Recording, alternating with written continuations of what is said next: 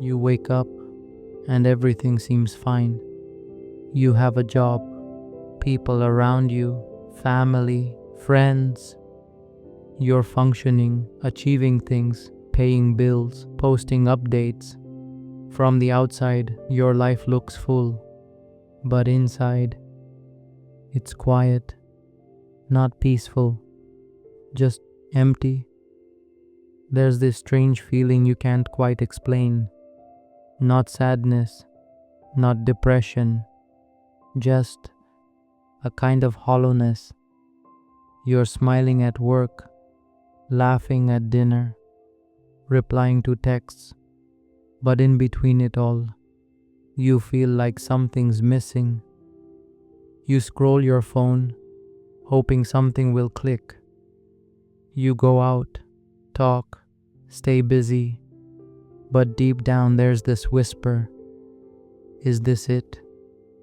You tell yourself, once I finish this project, once I buy that thing, once I meet the right person, once I have more time, more freedom, more clarity, then I'll feel okay. But when those things come, the emptiness still lingers. It returns in the quiet moments, when the room is still, when there's no noise left to fill the space. You start to wonder, why do I feel this way? I have everything I thought I needed. I've followed the rules. I've checked the boxes. Why do I feel so disconnected? And that question, that quiet ache, that's what this video is about. Because you are not alone in feeling this way. And more importantly, you're not broken. That emptiness inside you isn't a flaw. It might just be the beginning of something true. Let's go deeper. Buddha once said that suffering doesn't come from pain, it comes from craving. That quiet thirst inside us, that voice that says, I need more. In Buddhism, it's called tanha, the longing, the grasping, the endless wanting. And that is where emptiness is born, because we chase things that were never meant to last. We attach our happiness to them, to money, to status, to people, to control, and for a moment, it works. We feel a high, a rush, a spark of meaning, but then it fades, because everything in this world is impermanent. Jobs change, people change, our bodies, our moods, even our beliefs, they all shift with time. And when we base our inner peace on things that are constantly moving, we feel unstable. We keep reaching for the next thing, that next achievement, that perfect relationship, that one moment that will finally make it all feel complete.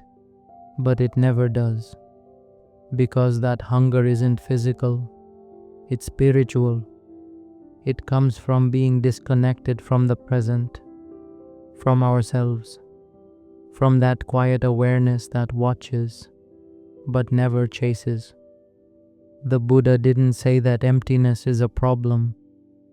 He said it's a truth, a mirror that shows us we've been looking in the wrong direction, that what we seek outside is actually found within.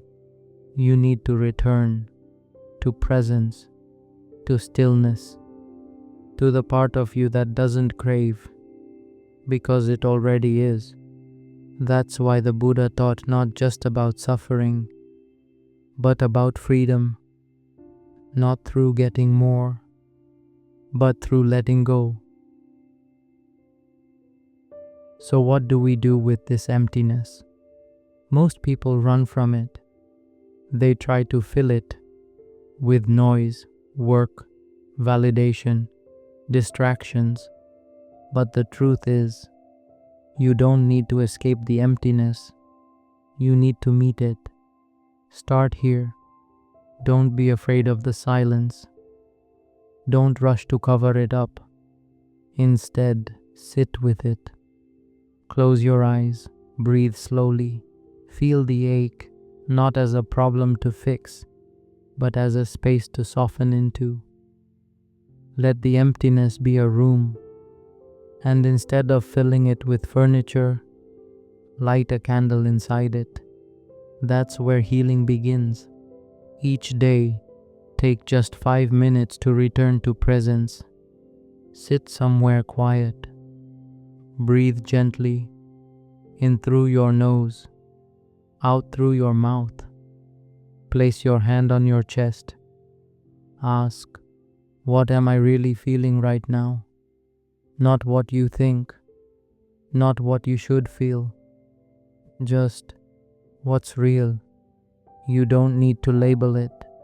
You don't need to fix it. Just let it be seen. That awareness, that watching, is the first step back to wholeness. Journaling can also help. Write as if you're speaking directly to your emptiness. Dear emptiness, I hear you. What are you trying to tell me today? What have I been ignoring that you need me to feel? Let your thoughts spill onto the page without judgment. You may be surprised what rises when you stop trying to hide. And if your mind feels too loud, return to a simple mantra.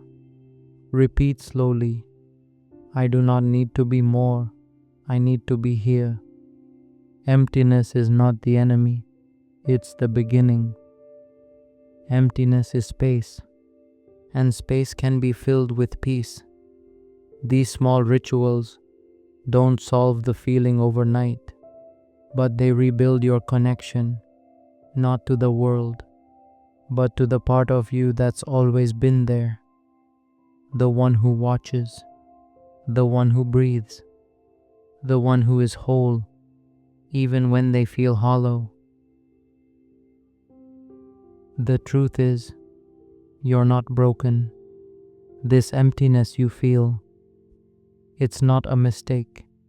It's not a failure. It's not proof that something is wrong with you. It's a signal, a gentle whisper from your soul, telling you that what you're truly seeking isn't more things to chase. It's presence. It's peace. It's you. You've just been looking in the wrong direction, outward instead of inward.